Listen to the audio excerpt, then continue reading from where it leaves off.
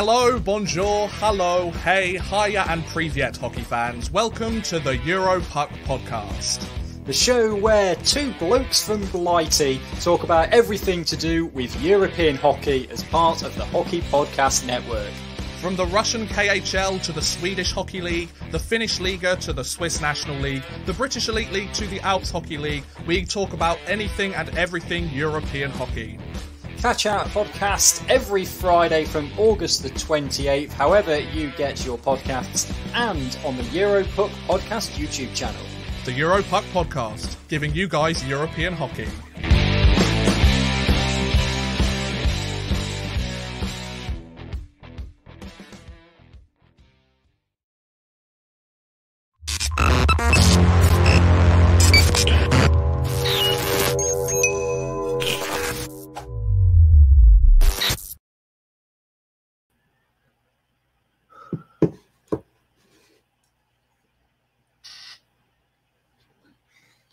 I'm muted. What an S.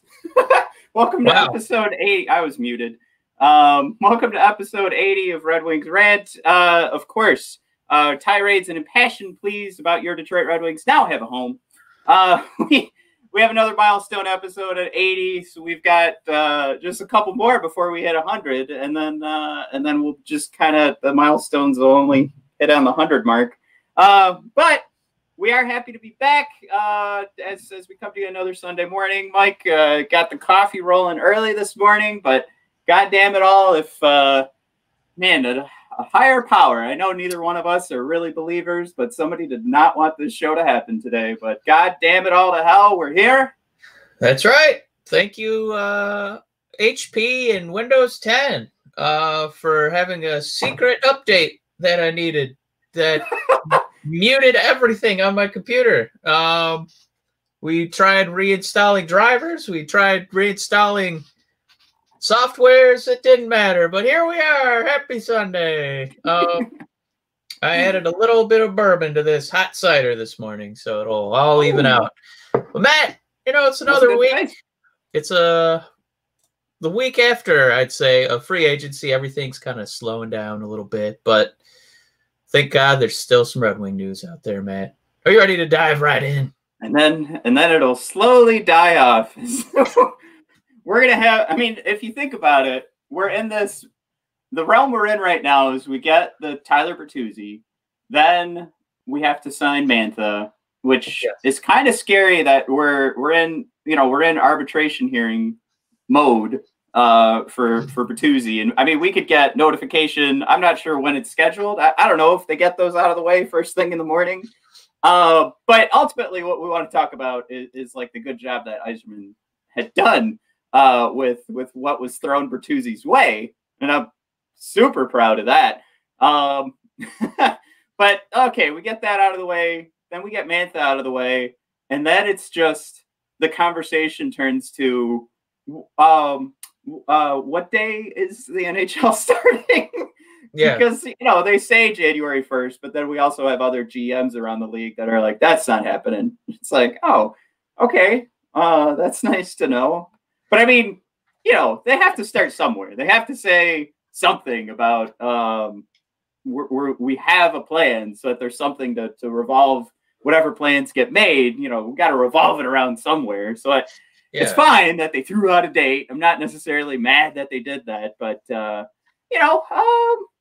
it's a winter sport. I don't mind seeing it start in winter. I do hope that they take a page out of what baseball's already done, what basketball is planning to do.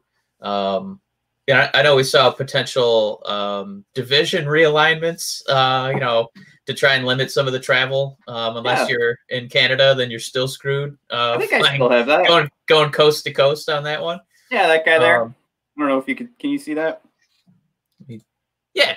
The other option too would be like, Red Wings, for example, get all their Lightning games in a row. Get all their Blackhawks games in a row. So maybe that'll be a little confusing with, like the home and away disparity, or dispersal, I mean to say.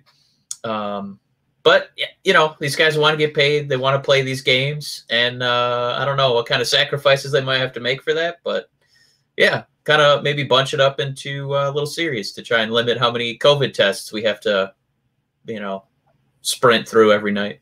There's a good one. Like that's the scary thing, right? Like us in Michigan, we're actually dealing with what was it? This past week was our largest increase of new cases. Or no, it was just our largest total of new cases. It was a teeny spike. It was a teeny little spike. Not a big, just a spike. When you increase tests, there's more positive. No, it's not. It's been the same. If anything, at this point right now, people are getting less tests. Like, sure, there's more tests out there, but Mike, I don't remember in the last however many months it actually being an issue that tests were or were not available. I mean, I don't know if you guys see Donald Trump's impression on Saturday Night Live last night, where he's like, there's one little spike in Florida, one teeny little spike in Texas, one oonsy-toonsy little one in North Dakota. But not a big deal. We have another Dakota, so. I love, too, that – I know we shouldn't go too deep into this, but I love, too, that the governor of North Dakota said – we need to stop politicizing this, and we need to, like, what did she say? Oh, she said, you need to show common courtesy to people who don't want to wear a mask. And the idea that the common courtesy needs to be shown to the a-holes who are like, I'm not wearing a mask, instead of just wearing a mask. It's a lot to ask for. It's a lot. That's the common courtesy. All right. Well, unfortunately, we don't have too many pro hockey teams to talk about in the Dakota area. So when everybody's dead over there, it won't be a huge issue. Won't affect the NHL. So, what a stint. I just, Mike, Tyler Bertuzzi's arbitration hearing is today. So we picked a great time to have this podcast record because, you know what? I thought about it last night, and I was like, should we record later in the day to get this information? And then I realized what could possibly happen that, like, we can't just see coming right now. So I just went ahead and, took some notes here. Bertuzzi's side coming in at $4.25 million. Yzerman, his team, throwing out $3.15 million. Absolute beaut of a number for a guy that I was just tweeting with fake Philip Zadina on Twitter. So shout out to fake Philip Zadina. He said his concern is that Yzerman doesn't see Bertuzzi in his production aligning with just Bertuzzi, but it's more along the lines of who he's playing with. Now, fake Philip Zadina threw out there, this is going to sound bad. I don't think that sounds bad. I think that's pretty fair. That's an okay assessment. I don't think that when we're bringing Tyler Bertuzzi through the system, I could be wrong, but I'm going to go ahead and say that when this team's ready for a playoff run, this guy's not in our top 6 list of forwards. I think that's pretty fair. And I know, we have the Q&A open at all times. So if you guys want to throw any questions in the chat, I mean, don't even bother throwing a question. Tell me I'm a stupid a-hole and that this guy needs $4 or $5 million for the next few years. I don't believe it. I don't see it. I think flexibility, this 1-year deal moving forward, something that could potentially be less than $4 million. Hell yeah. Because again, I'll throw this out there, Mike, and then I want to get your opinion. But right down the middle would be 3.7, which is where these arbiters tend to go. Just kind of cut it in half because that's pretty easy. So I love, again, from my side, I love where Yzerman's coming in with this number. I love the flexibility that's going to come from this because if the twos doesn't keep the numbers up, again, it's all on, it's for the Red Wings side right now. So if we're looking to continue to find flexibility and upgrade this team, we'll still have all that power. Power is a scary word, but we'll have it. Well, it's kind of fringing upon another one of the discussion points today, but looking again at Mike Hoffman, right? He's one of the last spells of the ball. One of the big free agents left, and people are trying to guess where he's going to go. I mean, he's getting paid, about $5.5 million. He's probably looking for like $6 million this year, and smart on him. I love that he's looking at maybe doing a Taylor Hall contract. I don't know if that also means he's going to Buffalo, but he said he would be willing to take something short, prove it deal, and then maybe get, you know, that retirement mortgage from some sucker who wants to pay him till he's 39. But as far as his production goes, like comparatively speaking, I don't think we can really count, you know, Tyler Bertuzzi's first 2 years. He's a little puppy. He only played, you know, what, 55 games his first 2 years combined. But after that, he's getting, you know, 47 points, 48 points in 19 and 20. And if Mike Hoffman's going to get like $6 million, you know, he's getting, yeah, you know, he had a season with more goals. You know, his peak year is still like 70. I think you could still be okay with the twos as one of your top 6 forwards making, you know, under $4 million. I think we can actually absolutely win this arbitration. And I mean not just the Red Wings, because we don't want to root for them necessarily. But we want to root for, you know, a city in Detroit and make sure it's competitive. So I don't care about the lined pockets of the owners. I think we're on the same page there. We just would want to field the most competitive team possible. And if that means only allocating $3.5 million or so to Tyler, that's a win. Yeah, I mean, you know what? You make a great point. If we get Bertuzzi for under, I mean, you know, that's what I'm predicting right now is it's going to be under this 4 million number, and then he's going to be in our top 6. That's an incredible number for a top 6 forward. So I guess it would only necessarily, it's probably just going to be the 1 year. Yzerman did make note, and this was brought up through the free, that, you know, he's not opposed to a longer deal with Bertuzzi. I think, you know, again, the issue is just going to be this number of what they're going to agree upon. So what I was about to say, it kind of doesn't hold too much credence here, because I was going to say, if you have a top 6 forward under 4 million going for, you know, it's just now we're talking Bertuzzi would prove himself for another year. And then next year's restricted free agent situation is just going to put Yzerman in the same kind of issue, you know, the issue of what do you see in his potential for the length of term and the amount you want to pay him.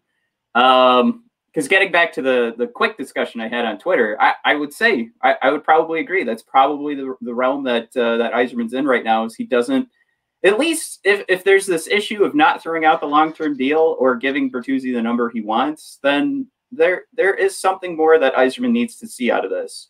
And I know last week we talked about, you know, how much can you really pull from an arbitration hearing happening?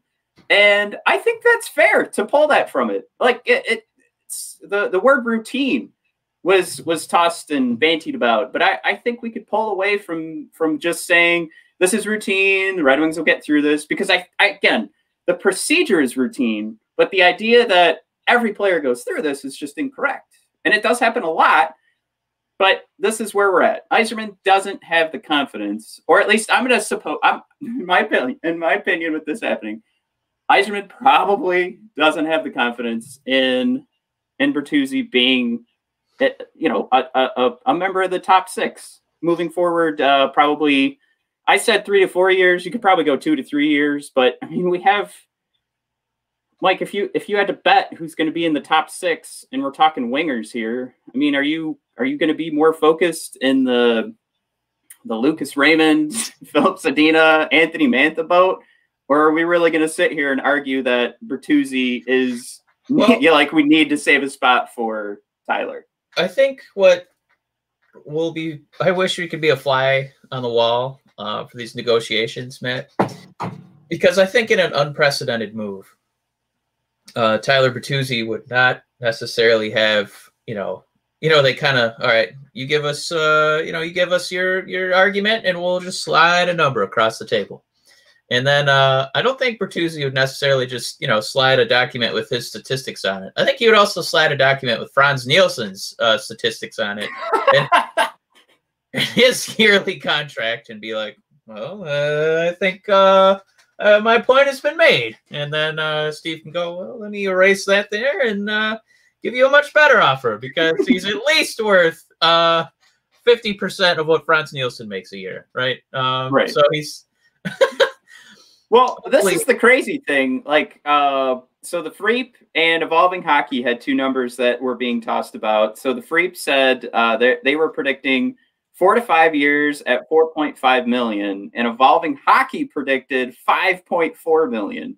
So the fact that Bertuzzi's coming in under both of those numbers tells, I mean, something happened. Like there's something wrong with what Bertuzzi's team came up with, because those numbers are based off of what you're saying. They're based off of what a guy like Nielsen makes, and it's based off of production value, and it's based off of what other guys around that production are getting paid. So, I mean, even Bertuzzi, if he could have come in a lot higher. I don't know. I didn't realize. I'm sorry. I'm just combing through the old hockey reference here, and I guess yeah, it's easy to get lost in those. Oh. Yeah, Uncle Franzi. He's I mean, he's technically got Lady Bing and Selkie, award-winning votes, but he's not really like placing in the top 5 for either of those categories.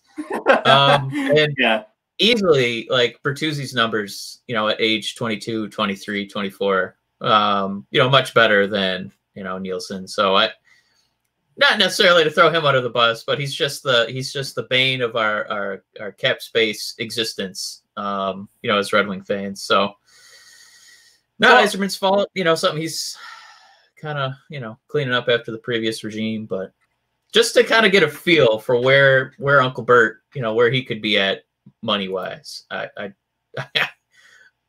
would be tough to look at the cap sheet and still see Bertuzzi lower than this guy. And Glarley is pointing out regarding Nielsen, Yzerman didn't sign that contract. We know. We're saying, like, we're basing it off of like how Evolving Hockey brings up their what do you call that? You gotta compare it to the rest of the market. So if you're just looking at other players on the team, other players in free agency this year, other players at the same age, point production, all those things come into play. And this is more of a tongue-in-cheek comparison, but you can see that this guy somehow at the age of 32 was getting, 5-6 million a year. So I think Bertuzzi, to see this number, I think you'd be doing cartwheels if he's getting under 4 million to be a top 6 forward. Right. And I was looking for the word model. So we're talking about the folks that would build out these models like Evolving Hockey, and then what Freep brought to the table with their estimations. They put together a model that was built around what's going on with the Red Wings and around the NHL. So that's where the Nielsen contract is still, what do you want to say, relevant to this conversation. But yeah, absolutely. And then when Mike references cleaning up house, that's really what we're going to jump into next year. That's really what we have left is the Nielsen contract. That to me seems like one of the last things on the list. And God damn it all to hell, we're going to bring up another model. It's going to be Dom from The Athletic and Luszczyszyn. I don't know. We've talked about him all the time. I'm never going to get his last name. I have no clue how to say it. Somebody could type in Luszczyszyn. That's Luszczyszyn.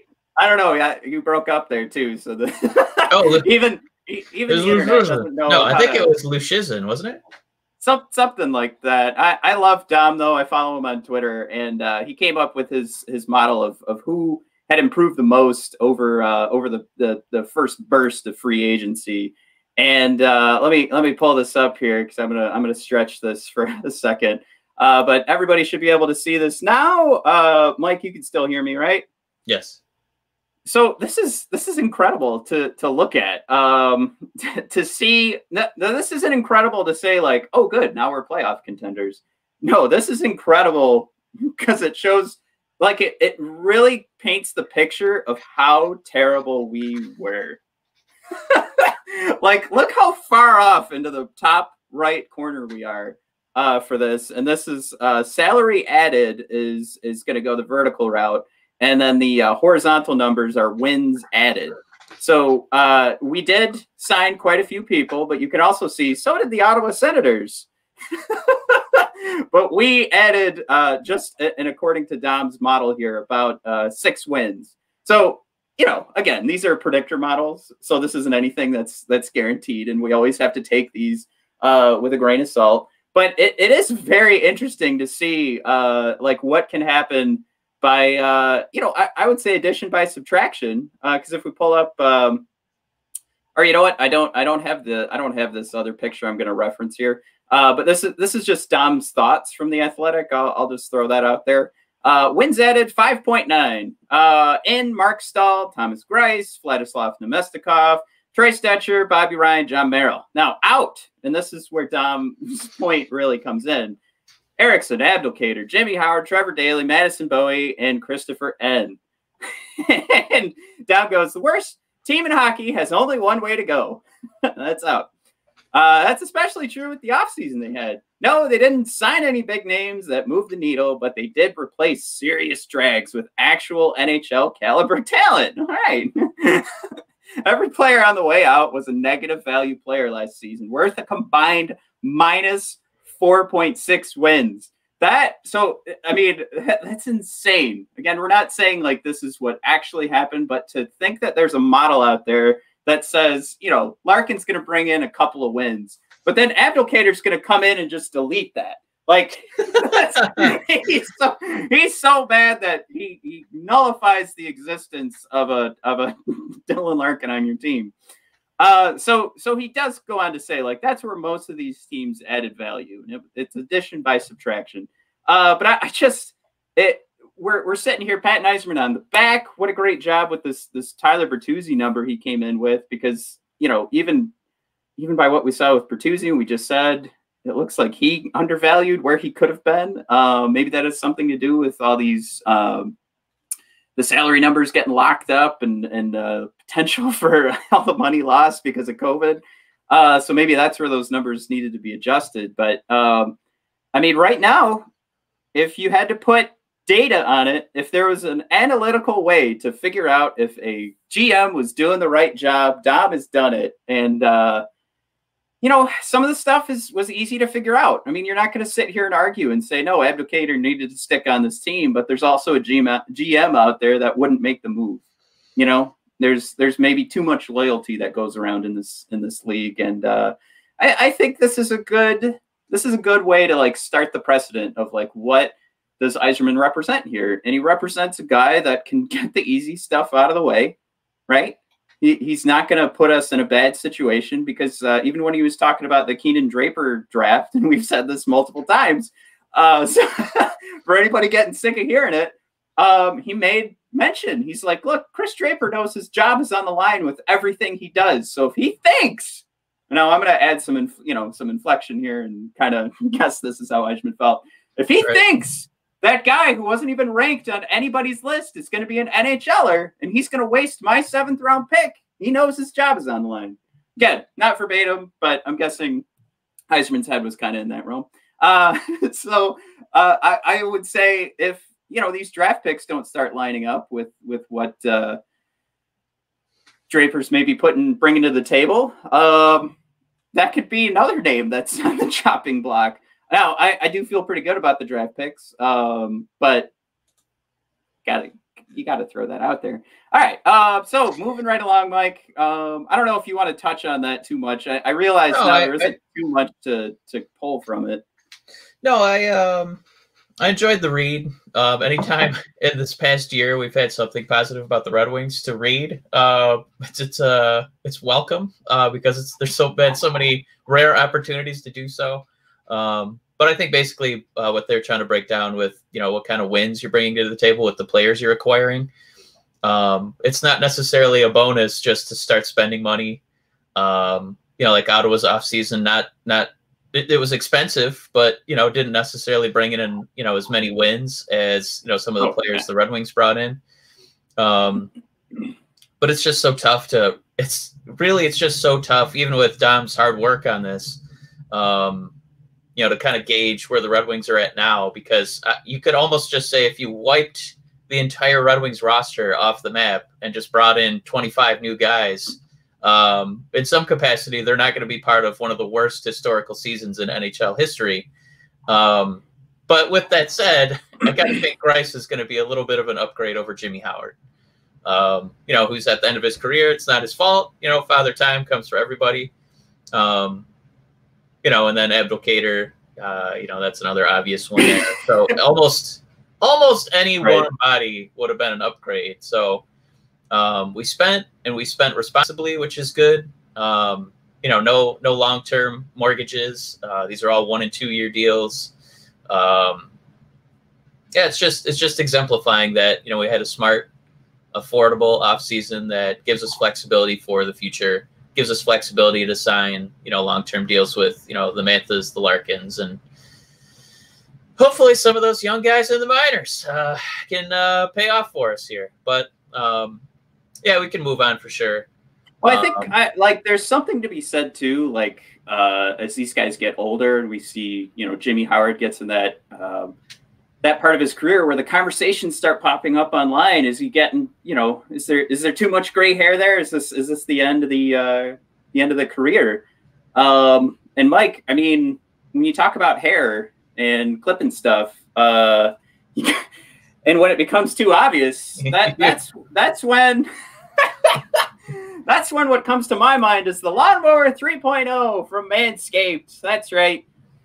Maybe you're clipping those gray hairs, Mike. Maybe you're just keeping it high and tight for the ladies. But the Lawnmower 3.0 is going to do it, and it's going to do it fast for you. It's going to do it smooth. You're going to avoid all those nicks and cuts because this thing has, Mike, they were studying, scientists, the Manscaped scientists were studying how to make this thing as user-friendly as possible. So you can twirl this thing like a baton and still cut clean. I do it once a week now, Mike. Once I start it, you can't stop. It's like seeing a chiropractor. But if you wanna get yourself started nice and clean, nick-free, using that 7,000 RPM motor, getting a light down there where the sun don't shine, you can get the Lawnmower 3.0 package 20% off with free shipping if you use promo code THPN, and you can only use it on manscaped.com, but that is promo code THPN. You get 20% off and free shipping with that promo code in reference to the Hockey Podcast Network, only on manscaped.com. That is the Lawnmower 3.0. Mike, did I lead into that too hard? Was that obvious? That was where I was going? That was a wonderful segue. Thank you, Matt. We can soldier on here. Just kind of some rough news. Honestly, kind of surprised that they're just a knock on wood. There aren't more updates like this, but luckily we did find out that Slava Kozlov, part of the Russian Five, had COVID, came down with it, but he looks to be out of the hospital and recovering well. So good news there on the Red Wing front. I don't know. I will say this was kind of scary for me because the way Twitter works, they try and figure out like what means the most to you. And I saw the Greg Krupa tweet first where he said everything is good. He's out of the hospital. And then on my personal account, which is more like my burner account because I just retweet everything we do here. Then I got Keith Gabe's tweet that said he was looking into seeing what was, is Slava okay? And that's what I saw second. And I went, oh God, he's already back in. And it was a day later that I got that tweet. I was terrified. So when I first put in the notes here, thankfully I got the story straight. But Twitter, get your shit together, man. I put things in order. I know that we're trying to weed out some of the fake news that's out there, but somehow that changed the algorithm for me seeing a day later tweets about him being in the hospital after I'd already seen he was back home and fine. So that was scary, but quick shout out what's an opposite of a shout out? Shout down to Twitter. All right, Mike. I think before we jump into our new game, because I'm looking at the notes, we want to talk about Mike Hoffman real quick, right? Well, I think we have a new game that we could kind of include that in there, Matt. All right. I just we did a poll and everything for the game, so this wasn't part of the poll. This is also technically. Let's just play the video. Let's see it. All right, everybody, who's ready for our new game called Be the GM?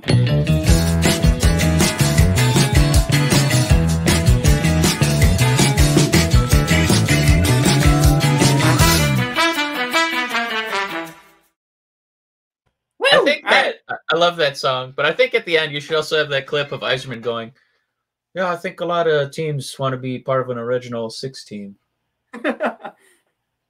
and really turn your nose up at the non-original 6 teams. Yeah, slow zoom in. Yeah, man. What is this? You know what? What's going on here? We should do the sunglasses thing too, where it comes down and he gets the little cigarette. Do you see that? Yeah. Nose up. Remember those? I think that's about 10 years old at this point, so that's where my references are at. Thankfully, Borat's relevant again. My wife! All right. All right. What is this new game? What is this here?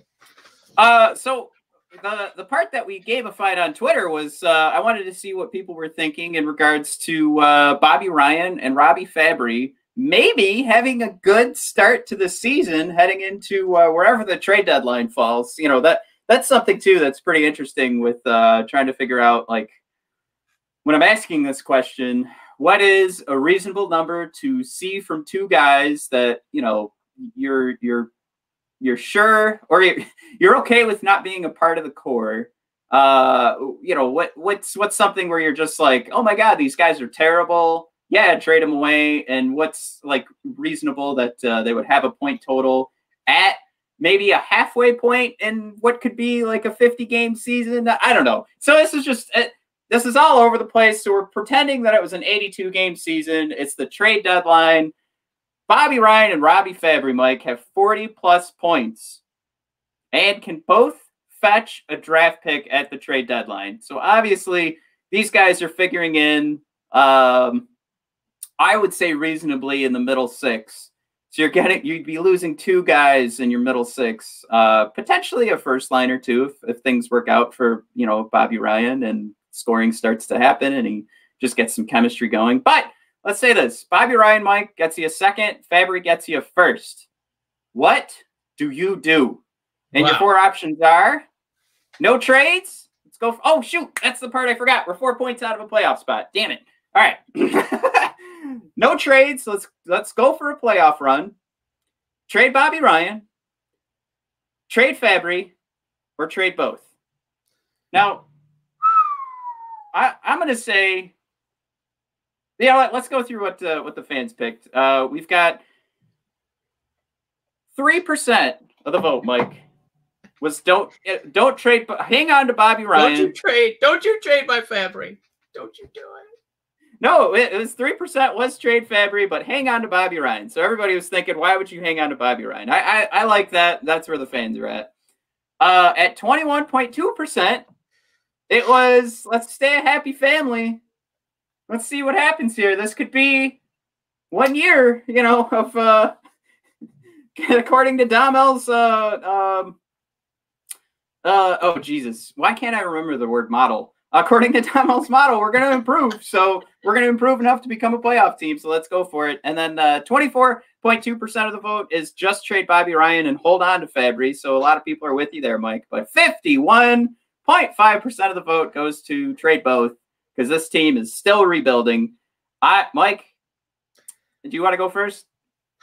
I gotta say the question is too easy. If you're getting a first-round pick for either of those guys, you do it. I don't know if they would. I don't know if they would fetch that necessarily. I got to think it would be a 2nd and a 3rd, like kind of going down 2nd for Fabry, 3rd for Bobby. Bobby isn't he 33 years old now? He's not a spring chicken. Right. And I mean, he's you know, you're getting a 1 year, you're getting a rental for basically a couple months of a COVID season. So yeah, I would absolutely in a heartbeat do both those trades if they were both offered to me. You can't turn down first-round picks, and you know, trading 33-year-old Bobby for a couple months for maybe a first-round exit in the playoffs, absolutely worth it to get rid of both those guys. And that's where I wanted to make it like a little bit tougher. Is like this team could be a playoff team. We could get that playoff run in there, and you know, anything could really happen. But the flip side is where, you know, these guys have produced to a point that they're close, maybe sniffing a point per game production. More likely like a half a point per game production so far through the season. I guess it would be like 3/4 of a point per game, because if it's at the trade deadline and they've got 40 plus, you know, you haven't played 82 games. So that's where you're seeing these guys produce kind of like out of their mind. Right? Like they're doing really well at that point in the season. So that's kind of where I think you could fetch those higher draft picks. But I agree too. Like I would trade both, no problem. I think we could be 4 points into a playoff spot. We could have 4 points on the 9th place team, and I would still trade both.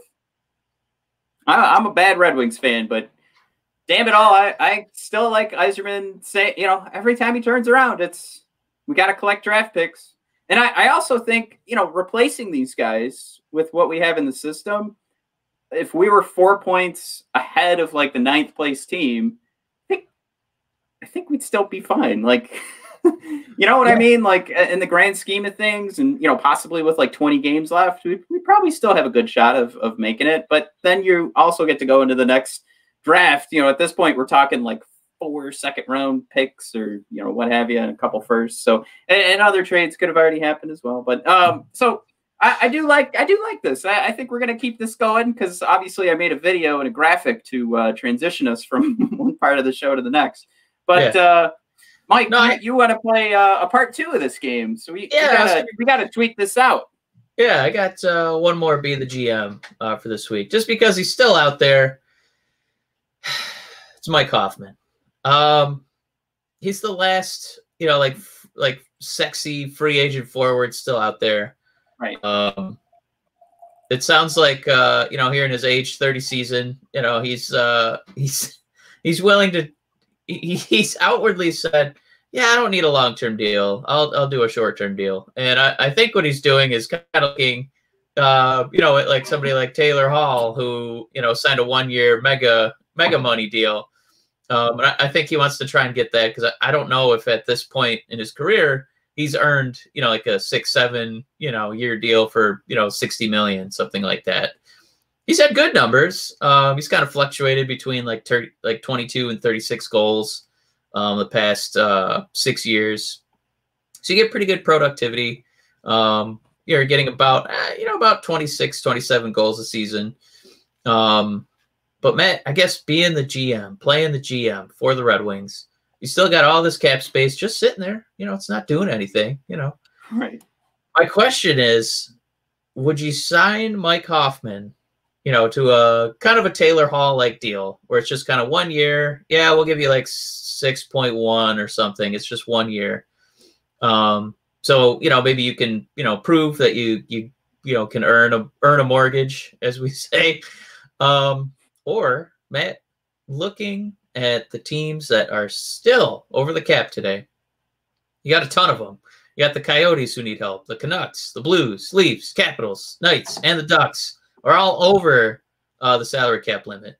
There's also a couple teams kind of right on the fringe, just below where you need to be. Would you, Matt, I know it's going to be maybe an easier poll because it's a 1 or 2.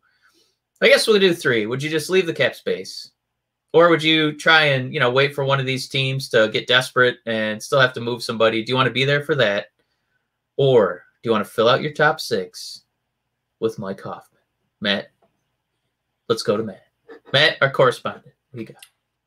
So if you pick up Mike, I think you still have this opportunity to trade him. I think like ultimately that's what you're picking up, right? Is another opportunity to grab a second or first round pick at the trade deadline, as we were just talking about the other be the GM question. So I don't, if he's doing a short term thing, and who knows what short term means to him compared to what it means to a GM. I think if you're keeping everything flexible, I think that's the key here, because I think we still have an opportunity to do those trades that you're talking about as well, to weaponize our salary cap. So we talked earlier in the show about Tyler Bertuzzi coming in, you know, for all intents and purposes, almost $2 million to what Evolving Hockey was predicting. and $1 million under. I would say what would probably be a more reasonable number, but Yzerman really lowballed him there. So things look like they're going to work out in Detroit's favor with that. You still got to wait for what's going to happen with Mantha, and I'm guessing the issue with Mantha is probably, it's got to be like term, right? Like Mantha's probably trying to get some security here. With his injury history, I imagine he's less concerned about, how much per year, and give me 9 years, which should terrify you as the GM and the owner paying the contract. Right. So he's looking for some stability there. That is absolutely a guy the Red Wings would love to treat like Taylor Hall. Just go year by year. As his boo-boos, kind of ebb and flow. I think they would want to keep an eye on that. So, like, all that being said, I think you still have all this flexibility to maybe even make both work, depending on where Mike Hoffman is landing on his salary number. But are you still in like this halfway tank mode? So we just talked about how much we've improved, according to Dom's model that he put up for The Athletic. But do you want to continue to improve, I guess? Do you want to continue to try and get closer to a playoff spot? And I don't know if that's a part of the strategy right now. Like, do these guys, do they sit in like a war room and go, well, if we pick up Mike Hoffman, we're going to get a couple more wins on this roster, and we're trying to get, are we trying to get another lottery pick? Or is it just not played that way? Because then I think they would be in the market for Mike Hoffman. I'm not approaching him to get more wins. If I'm going on after Mike Hoffman, it's because I have another weapon now throughout the season for trades or what have you. I really love the way you thought about that. That should have been another option in my make to my little poll there, because essentially what you could be doing is if you sign him for 6, you're really signing him for 3 and then trading the other 3 to a team that is a player away from just kind of solidifying a top 6 or top 9 for that cup run. So essentially what you're doing, Yzerman's going to the Illiches and saying, so give me 6. We're really only going to need 3. And with that other 3, I can buy us another draft pick because, we think Hoffman's going to be pretty good. We're going to put him in a lot of spots to succeed. He's going to be on the power play. He's going to pad those stats, look sexy to a team at the deadline, and boom, you got another asset for you. And if by God, we're competitive, well, we got Mike Hoffman on the team for 1 year, and it's a small commitment. So I just think the Red Wings are in a position to, maybe kind of think about that. Maybe shoot him a quick text. I gotta think. Yeah. I gotta think, like we talked about it last week. Like part of the conversation that Yzerman can have there to gain the advantage over other GMs, and this is our audio that we shared with everybody over the last week. So anybody that joined the show by hearing that audio, they're listening now and going, "Oh, this is they're really forcing that point in there." But the question we asked was, is it really viable for a GM? Like, is it actually going to make a difference for him to walk in to these negotiations and say, look, you can sign with Boston. What happens when they have an injury and then you're stuck on this team? If they lose all that potential to like go deep into the playoffs or something like that, you come to us and you've got some flexibility at the trade deadline. I'll give you a no move so you can pick who you want to go to. I have no problem with that. You could trust Stevie Y. You can trust me. Yeah. You're going to get that no move clause. You're going to go to whatever team you want, and you're going to get paid this year regardless. Like, we're going to give you the money that anybody else is offering you. And then after this, you can go do whatever you want. You can put yourself on that Stanley Cup team. You can come back to us, and we'll do this again next year for you. I think, and I don't know if, we said, is Taylor Hall really doing that, or is he just collecting as much money as he could this year, and then he's going to, try and get some Jack Eichel punch-up points and then sell himself the next year. But, I mean, we agreed last week and said that definitely should be something Steve Yzerman has thrown out there. So if it really comes down to it, I think if these players are opening their mind to this idea that there actually is more flexibility to go to the Red Wings, because Steve Yzerman is not gonna keep you and ruin, if you come into his office and you're like, all right, I'm ready to go, I'm ready to leave, I've got my team selected, go move me. I think when these guys say that they trust Steve Yzerman, I think those are the conversations that are happening. I don't think they're sitting there going, like, think about Bobby Ryan. Bobby Ryan said, I'm here because I trust Steve. And I think we got the same from Grice, and Nemestikov is kind of in that same realm. I don't think they're sitting there with these short-term deals and going, I trust Steve Yzerman to build a winner. They're saying, I trust Steve Yzerman to do right by me. Right? Like, they're not in it for the long haul. These guys are just filling the spots now. They become weapons for Steve Yzerman. They're getting paid. Right, I think that is more of the realm that they're in when they say I trust Steve. But I know now I'm just rambling. So I do think that I shouldn't say you were on a roll. You were on a roll. Yeah, I just thought let him go. He's doing fine. He's doing fine. Plus, the other thing here I forgot to include in the impromptu poll. Are we just building under that cap space for that Steven Stamkos trade? Okay, it's not happening, but I'm still going to dream every episode, okay? Matt, does that wrap it up for the Red Wing rant this week? I think it does. I did want to throw out there, I pulled some numbers here. I think it's fun to celebrate. We've got, let me see if I can't even see this on my own screen. There we go. If everybody can see this, we've got something to celebrate. Now, we forced pretty hard, like, all right, Lucas Raymond was having success playing in a men's league.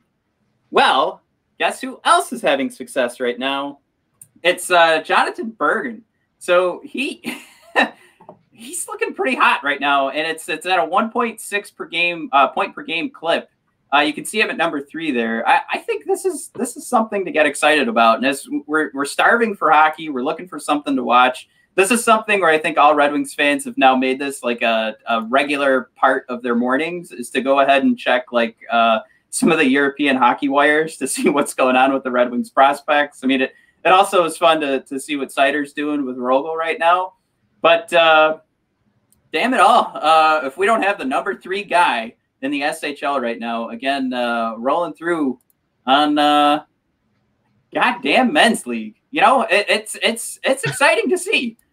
So if we're going to sit here and say we absolutely had to get Lucas Raymond because he was having success in a men's league, then I think we could be just as excited that we have the number 3 point producer in that league.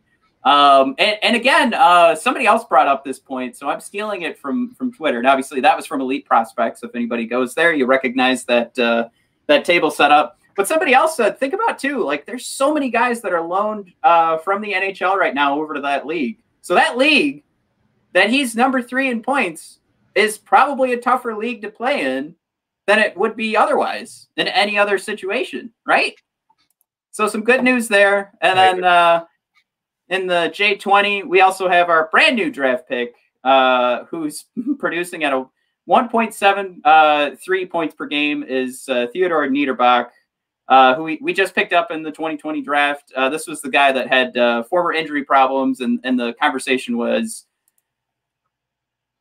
he used to be a first-round prospect, and then the injuries kind of pulled him back. So this was something where it was possibly a huge steal for Yzerman. And if you look at what's going on now, and let's say he wasn't in the draft, I don't know how you look at a guy who's in the the J20 and he wouldn't be a top prospect for the next draft. So this is him getting those opportunities, playing in the J20 over in Sweden, and he's doing pretty hot. So a nice way to wrap up the show with some positive news on Detroit Red Wings prospects. And another thing too, look out for the analytics on Moritz Seider. I saw them while we were going through our technical difficulties, but he is producing at a hell of a clip. Mike, we talk about Corsi all the time. He's got like a 61.3 Corsi for percentage right now. It's fantastic playing for Rogel. Whatever that means, it sounds good.